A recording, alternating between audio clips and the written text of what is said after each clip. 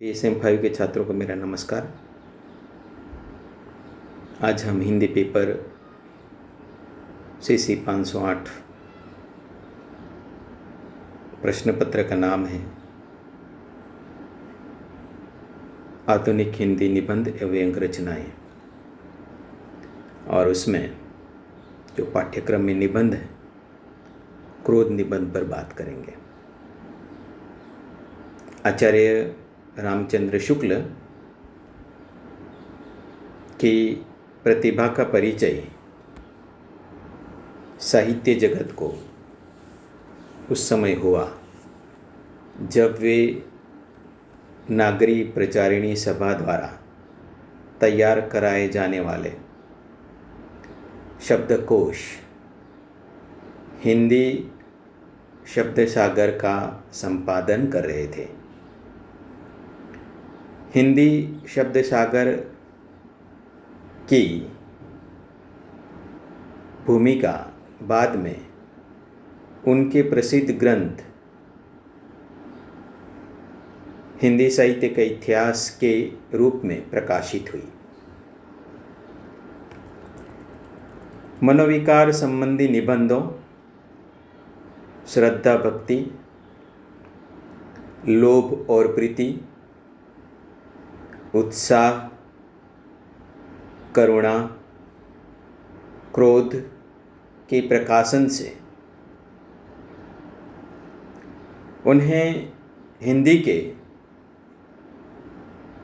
श्रेष्ठ निबंधकार के पद पर प्रतिष्ठा मिली।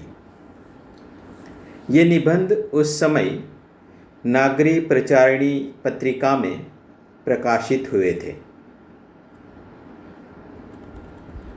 विचार प्रधान निबंधों का जो सीमा चिन्ह शुक्ल जी ने अपने निबंधों द्वारा प्रकाशित किया, हिंदी निबंध उस रेखा को लांघ नहीं पाया। सूक्ष्म विश्लेषण, प्रौढ़ चिंतन, व्यापक अनुभव और पांडित्यपूर्ण संवेदनात्मक दृष्टि शुक्ल जी के निबंधों की विशेषताएं हैं। वे आरंभ में एक सूत्र प्रस्तुत करते हैं, फिर एक एक कथ्य का समास शैली में विश्लेषण करते हुए अपने विचारों को पुष्ट करते जाते हैं। वाक्य रचना में कसाव एवं तत्सम प्रधान परिमार्जित प्रांजल भाषा उनके निबंधों की विशेष पहचान है। क्रोध मनोविकार संबंधी निबंध है। विषय की दृष्टि से ऐसे निबंध मनोविज्ञान की सीमा में आते हैं, लेकिन शुक्ल जी ने उसे साहित्यिक निबंध बना दिया है,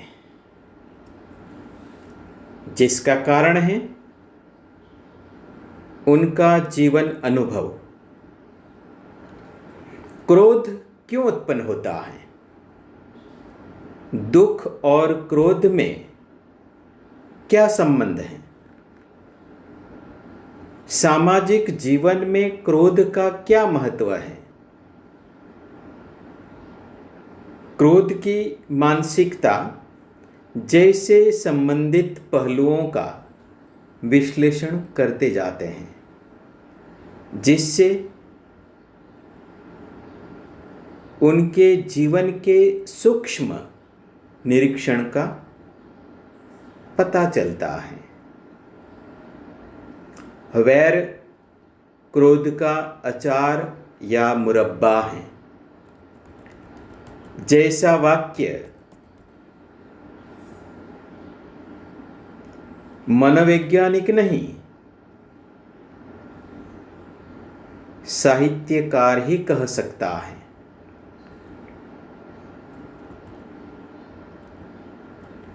सामान्यतः क्रोध दो स्थितियों में उत्पन्न होता है। जब हमें दुख के कारण का ज्ञान होता है या जब हम उसका अनुमान कर लेते हैं। बच्चों में प्रायः क्रोध का अभाव रहता है क्योंकि वे केवल पीड़ा का अनुभव करते हैं, उसके कारणों तक पहुंचने की सामर्थ्य उनमें नहीं होती है। जैसे ही वे उन्हें समझने लगते हैं, उनमें क्रोध का आविर्भाव होने लगता है।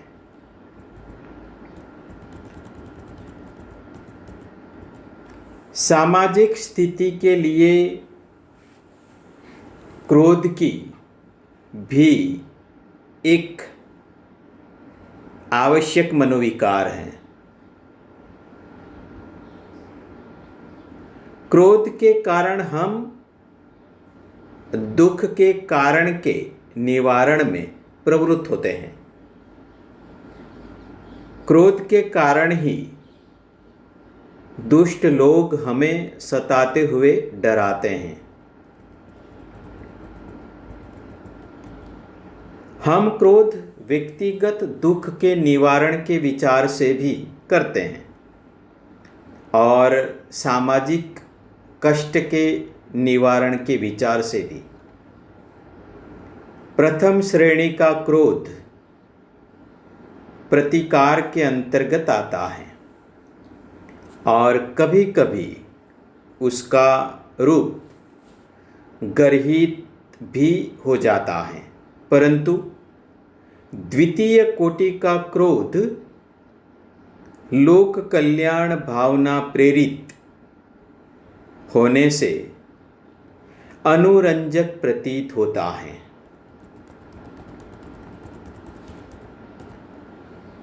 लोक पीड़क रावण के प्रति राम का क्रोध देखकर किसका चित्त प्रसन्न नहीं होता है, परंतु यह समझ लेना चाहिए कि क्रोध में प्रायः प्रतिकार की भावना ही रहती है।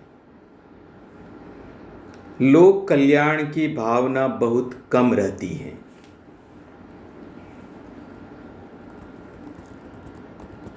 क्रोध का कारण जितना ही अपने आप से दूर होगा, उतना ही लोक में उसका रूप सुंदर और मनोहर दिखाई देगा। अत्याचारी को यदि सदा सर्वदा के लिए मनमानी करने की छूट दे दी जाए तो समाज में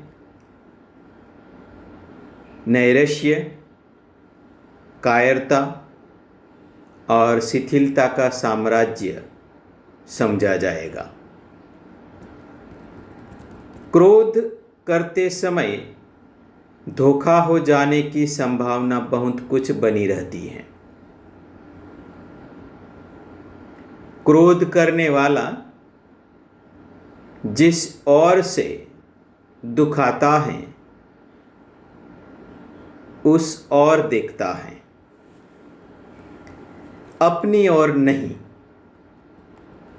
वह नहीं देखता अथवा नहीं सोचता कि जो दुख मुझे मिल रहा है उसका औचित्य किस सीमा तक है।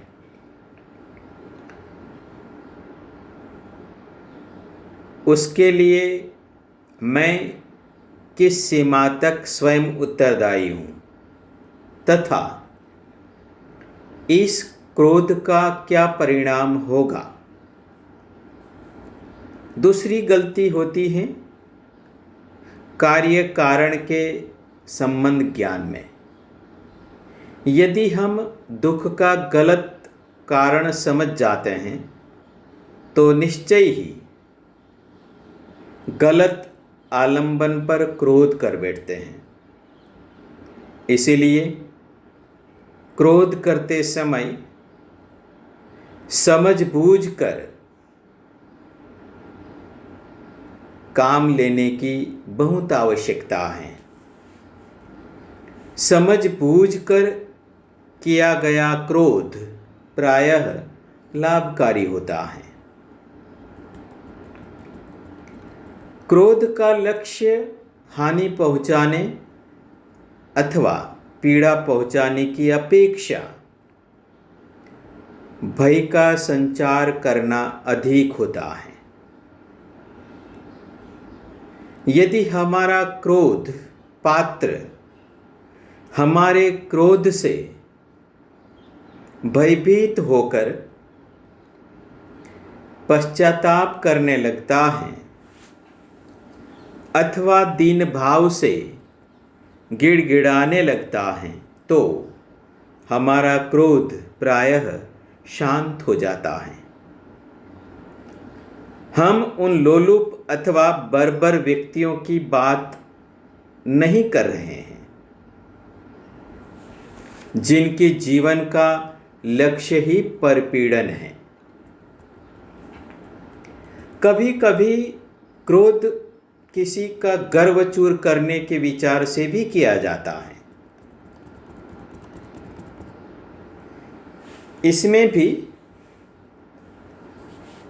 लक्ष्य पीड़ा पहुंचाना नहीं बल्कि अभिमान को नम्र करना रहता है। क्रोध के कई अपरिष्कृत रूप भी देखे जाते हैं, जैसे क्रोध में अपना सिर पटक देना, दुख के हेतु की वास्तविक इच्छा जानने का प्रयत्न न करना, क्रोध में पत्थर तोड़ने बैठ जाना तथा क्रोध में अपनी चीज़ों को तोड़ने फेंकने लगना। इस प्रकार के क्रोध को देखकर समझ लेना चाहिए कि व्यक्ति में यह मनोविकार अत्यधिक प्रबल हो गया है और इसने उसकी अंतः प्रकृति में अव्यवस्था उत्पन्न कर दी है। क्रोध, दया, घृणा जैसे अन्य मनोविकार का साथ देकर उसकी तुष्टि का साधक भी बन जाता है। इस दृष्टि से शुक्ल जी ने क्रोध को सब मनोविकारों से फुर्तीला बताया है। दया के साथ क्रोध की अभिव्यक्ति की विवेचना करते हुए शुक्ल जी ने लिखा है कि क्रोध अपनी इस सहायता के बदले में दया की वाहवाही को नहीं बटाता। काम क्रोध करता है, परिणाम दया का ही होता है। क्रोध शांति भंग करने वाला मनोविकार है।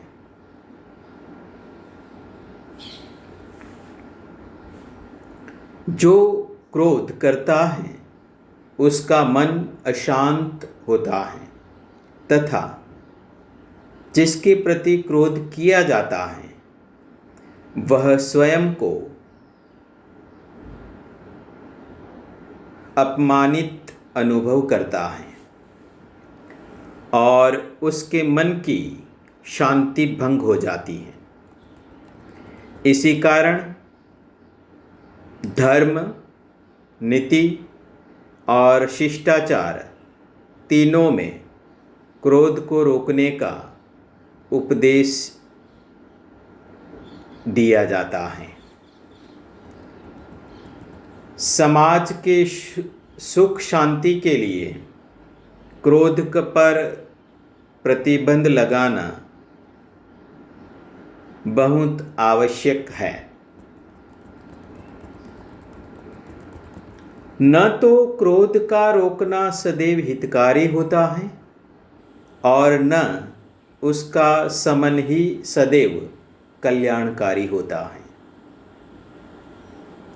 क्रोध के अभाव में दुष्ट लोग समाज की स्थिति असंभव कर देते हैं।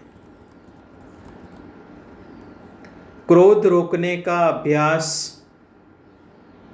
साधकों के अतिरिक्त अत्यधिक स्वार्थियों, ठगों और धोखेबाजों में भी पाया जाता है। पर स्वार्थ में लिपटा हुआ यह क्रोध धर्म, नीति अथवा सदाचार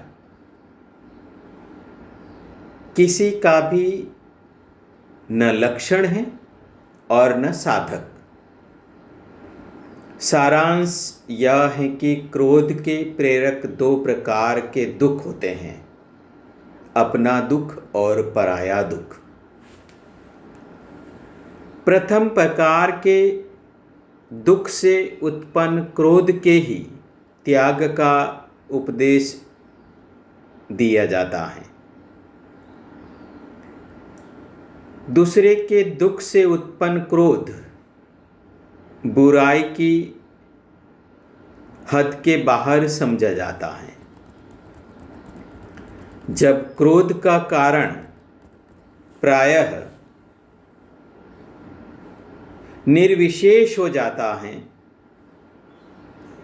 वहीं सच्ची पर दुख कारकता का रूप प्रकट होता है और क्रोध के स्वरूप का पूर्ण सौंदर्य प्रकट हो जाता है। यह क्रोध करुणा के सेवक या सहायक के रूप में हमारे सम्मुख आता है। क्रोध का यह मनोहारी रूप काव्य क्षेत्र को सुशोभित करता आया है। वाल्मीकि मुनि के करुण क्रोध का सौंदर्य एक महाकाव्य का सौंदर्य हुआ। मन में बहुत दिनों तक बना रहने वाला क्रोध वैर का रूप धारण कर लेता है। इस स्थिति में क्रोध की तीव्रता तो कम हो जाती है, परंतु लक्ष्य को दुख पहुंचाने की प्रेरणा की नींव गहरी हो जाती है। वैर में अपने शत्रु को पीड़ा पहुंचाने की युक्ति, अपने बचाव के साधन आदि पर विचार करने के लिए पर्याप्त समय मिल जाता है। वैर उन्हीं में होता है जिनमें धारण शक्ति होती है। पशुओं तथा बच्चों में वैर का भाव नहीं होता है। क्रोध का एक हल्का सा रूप चिड़चिड़ाहट है, जिसकी अभिव्यक्ति शब्दों तक ही सीमित रहती है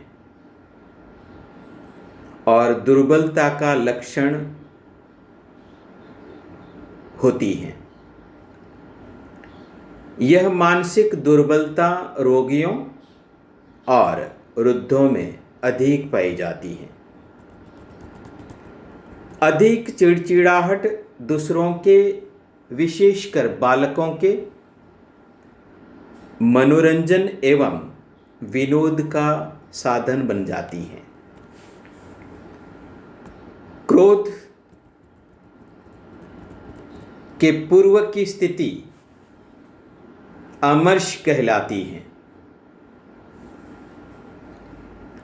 अमर्ष में दुख के कारणों और उसकी असह्यता पर ही दृष्टि रहती है, परंतु उसके बाद व्यक्ति जब दांत पीसकर अपने पात्र को धूल में मिलाने अथवा खोद कर बहा देने के लिए उद्धत हो जाए, तब समझ लेना कि क्रोध